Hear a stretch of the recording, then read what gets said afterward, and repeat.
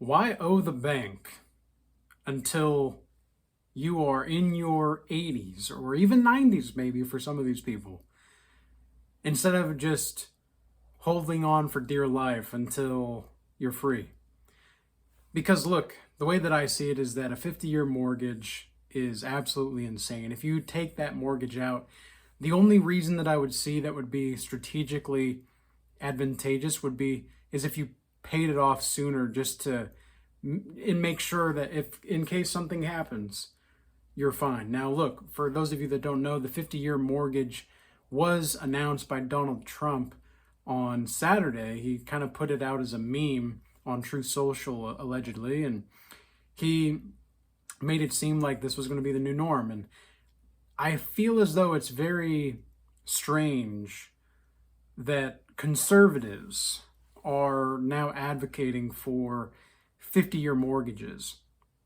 And they're also talking about these $2,000 stimulus checks. It's very weird to me that this is the Republicans, this is the conservative side, so to speak, right? Like, the pendulum is just swinging in a different direction on the surface. Everything, now if you heard about this from Joe Biden, for example, everybody that's a conservative now would be losing their minds. And some people still are losing their minds, like, just why on earth would you recommend this? Why would we do this? But not everybody, right? Not everybody. And the thing is I don't know Bitcoin is going to retire me within the next 10 years or so. However, the statistical probability that it will retire me in 10 years is much higher than taking out a mortgage from a bank for 50 years. And that's just a statistical fact. It's just a statistical fact. If you look at the data, all you need to do is examine the literature on this and the data. It's really not that complicated. And I think that when people don't understand what exactly a 50-year mortgage does, is that the interest that you're paying, well, what exactly is interest? Okay, well, let's say you take out a 50-year mortgage compared to, I don't know, like a 15-year mortgage. You might not have to pay as high in the interest as far as the percentage wise, but because of the duration of time, you're going to end up paying more interest in the long run rather than what you would do within the 15 years, right?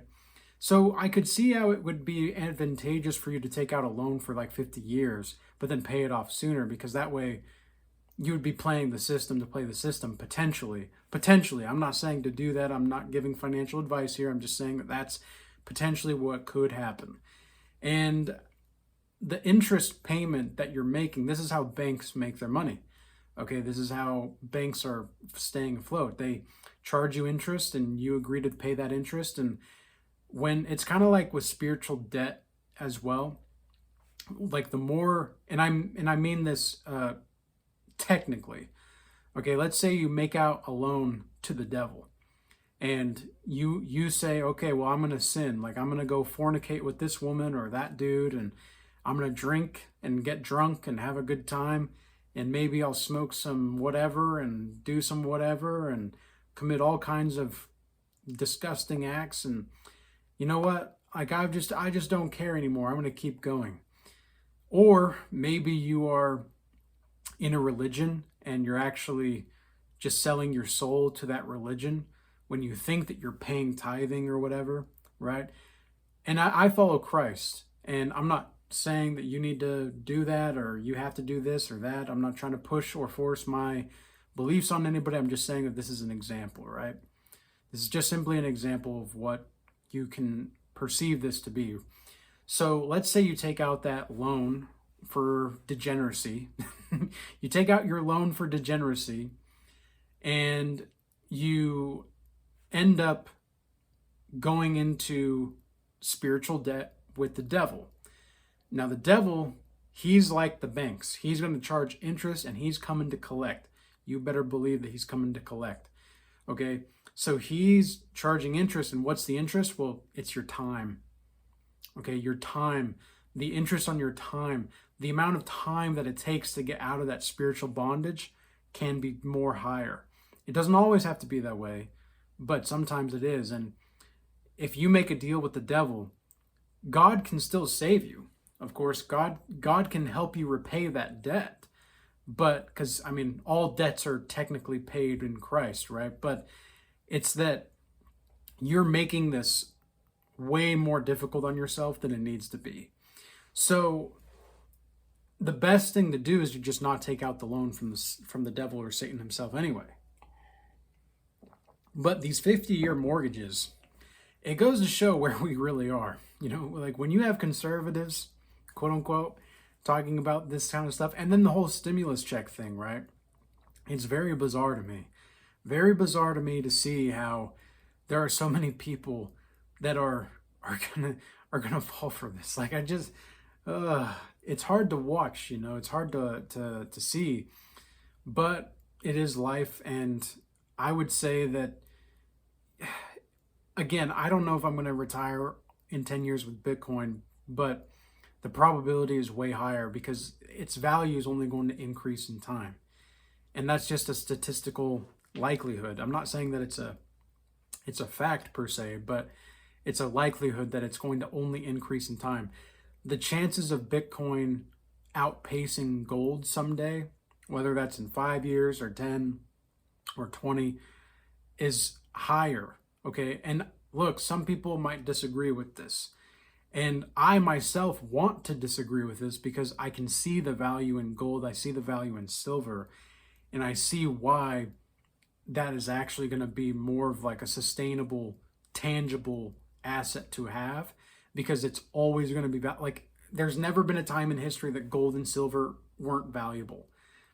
Whereas it's not the case with this new asset with Bitcoin or with like real estate or anything like that. Like property has been valuable, of course, but that's only if you believe you can buy property.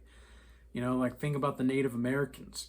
They didn't believe in owning property. You know, that was like, yeah, they had territory per se, but they didn't like own it. They had to defend it.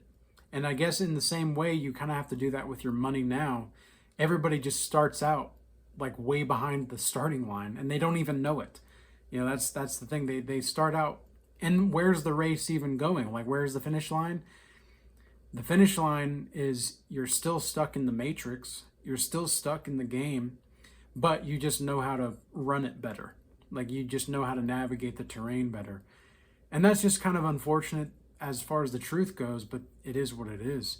You know, so I wouldn't recommend taking out this 50-year mortgage unless you have to, or unless you're strategic about it. And even then, like, holy moly, man, do you want to be paying a mortgage until you're in your 80s or until you're in your 90s even? I mean, this is crazy. You know, why? We might as well just have 200-year mortgages, right? Like let just pass on the debt to our kids, right? Because that's what we're doing anyway with this kind of behavior, this kind of thought process. These kinds of thought algorithms that are being proliferated into the society, it's not going to help in the long run. It's just not.